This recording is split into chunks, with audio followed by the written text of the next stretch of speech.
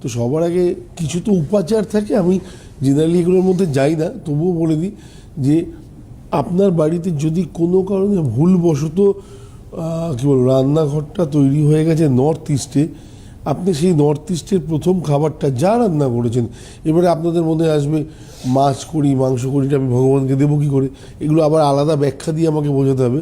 তার থেকে বেটার যা রান্না করেছেন নিরামিষ ভেবেই দিন এখন থেকে, বা প্রথম যে রান্নাটা করছেন ভাত ডাল একটা নিরামিষ তরকারি, সেটা প্রভুর নামে দান করে দিন। প্রভু বলতে কোন প্রভু?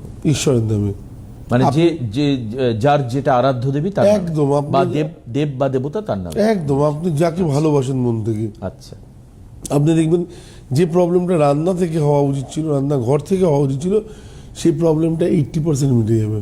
আচ্ছা, মানে প্রথম হচ্ছে স্যাক্রিফাইস করা একদম, ঈশ্বরের জন্য আগে আপনি হাতটা এরকম করে দিন, ঈশ্বর অটোমেটিক দু হাত আপনার মাথায় এরকম করে দেবে।